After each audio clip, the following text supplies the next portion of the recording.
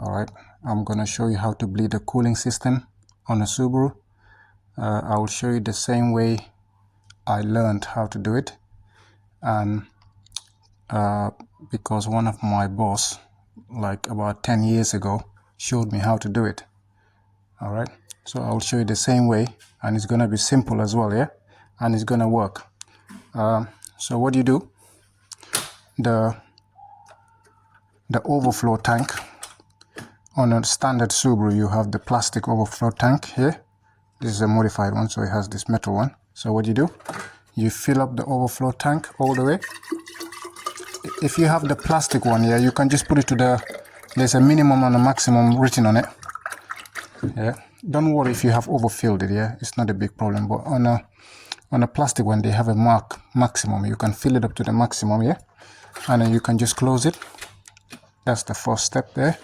The second step, you fill up this radiator, yeah, you fill it up until it's full. All right, because this one I've changed some coolant hoses, so that's why I'm just doing it now.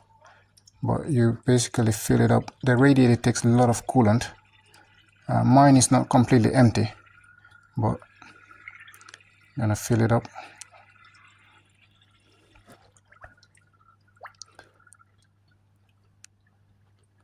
All the way to the maximum. I'm gonna show you now. Keep going.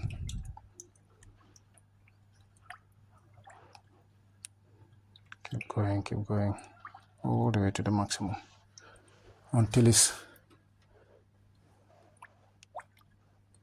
full there.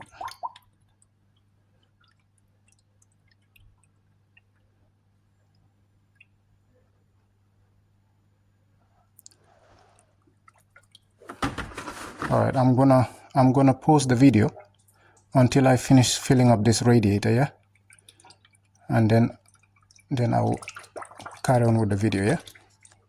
Right, so the radiator is all full now.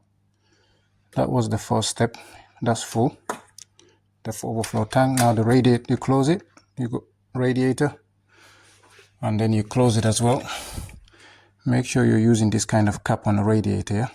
This is the type of cap recommended, is the round one. Some people use the wrong one, but this is the round one that should be on the radiator, yeah? You're not meant to use I learned that from one Subaru specialist that told me about this radiator cap. You're supposed to put the round cap in there. That's there, that's full. And then you concentrate on the overflow tank last. This is the tank which you're gonna fill up. You fill it up all the way. I don't have the proper funnel for it, so it will have a lot of coolant dripping on the floor, yeah, because I don't have the proper funnel for it, but it doesn't matter. It will all dry up later on. So once that's full up, then what you do, then we're gonna start. I will show you what to do now. So you go into the car, you know this heating place here, yeah? You turn this one to hot, yeah? And then you must switch off this fan on the off position there, yeah? If you want, you can put that on your direction there. That doesn't really matter there, but that's off, that's on the hot side. And then if you have someone here, later on they can hold the accelerator pedal to like 2000 RPM. But if you're a one-man person like me, you can either do it yourself, or if you have a brake pedal press, I'll just show you. I have a brake pedal press somewhere here. It is, hold on a second, I'll just have to pause the video because I can't find a brake pedal press here. Should be somewhere here, man.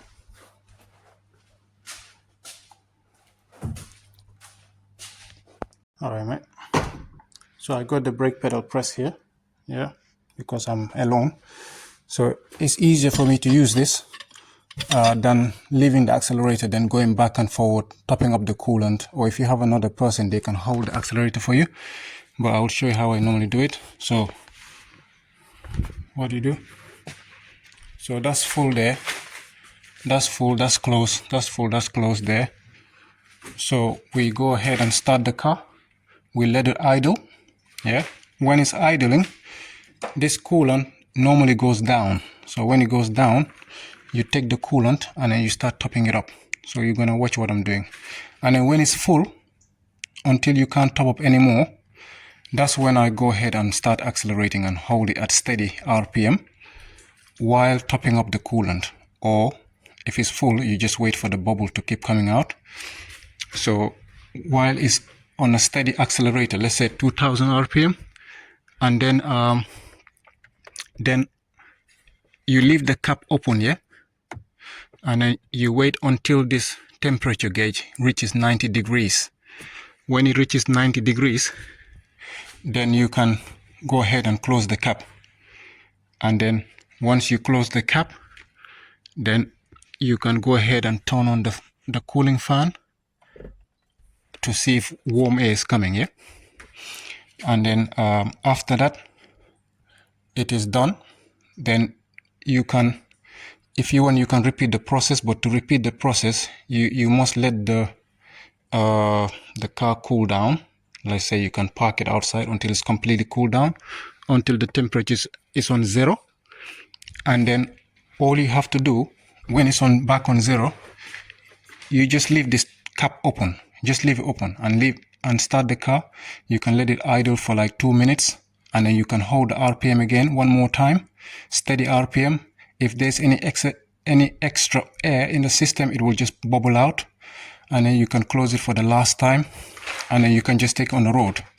If you want, you can do it at the first attempt and just take it on the road. But sometime, if you just want to be extra sure that all the air is out, then you can do it for the second time, yeah? So just watch how I do it now. I'm gonna start the car. I'll switch off the camera. Actually, no need to switch off the camera. Just start the car now.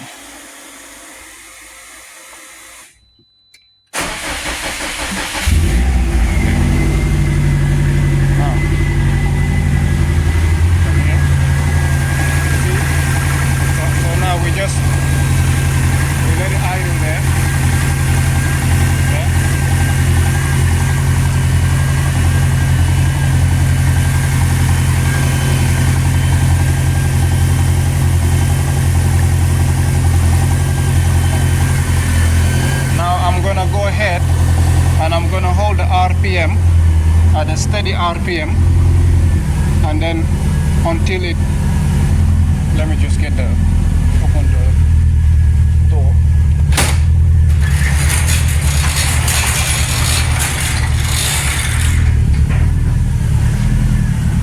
Let me turn off the camera. Alright, so now it's on steady RPM there. Alright, the brake pedal press there. Then any bubble that needs to come out will come out. Alright, there will be a lot of steam, but that's normal. The steam is normal. It will burn off, yeah? So don't get worried about the steam. And then just make sure there's nothing leaking. Just check underneath, make sure nothing is dripping, yeah? And then just leave it like that. And then until the temperature, this temperature gets to 90 degrees. Once it gets to 90 degrees, then you can go ahead and close the cap, and then you can switch on the fan and see if warm air is coming.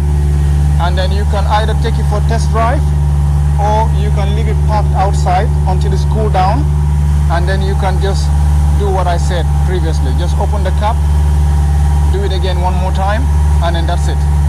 And if you want, you can do it in the morning as well. Do it again one more time in the morning, and that's it. If you want, you don't have to do it as well, yeah? So, as you can see, there will be a lot of steam coming out because the coolant dripped onto the exhaust manifold. So this is normal, yeah? So don't get worried. So the most important thing is to check the bubble is coming out. That's the most important thing. and then monitor the thing. It's getting to 90 degrees. Okay, now it is 90 degrees there, and it's hot now, and the radiator fan has kicked in. It's running now, the radiator fan. So we can go ahead. You can see here any bubbles coming out there. The fan has kicked in, it's spinning. Alright, so what I can do now is, if you want, you can wait a little bit more, or you can just close it now around here. Alright, now I can go ahead and close it, yeah? Close it. Make sure it's closed there. And then I can let it idle. Oh, you can close it and just switch on the fan now. Yeah, so once the warm air is coming, yeah, then you can let go of the accelerator, yeah? And then just let it idle, yeah? Just let it idle. And then obviously just keep checking if anything's leaking underneath, yeah? Just make sure that nothing is dripping underneath, yeah? And then you can just take it for a test drive, or like I said in the beginning, you can park it outside and just really cool down. And once it's completely cooled down, you just open this cap, and if it needs topping up, just top it up and start the car again, and do it one more time if you want, or you don't have to do it. Alright, so the fan is kicking in again. So yeah, that's how you bleed the cooling system, yeah?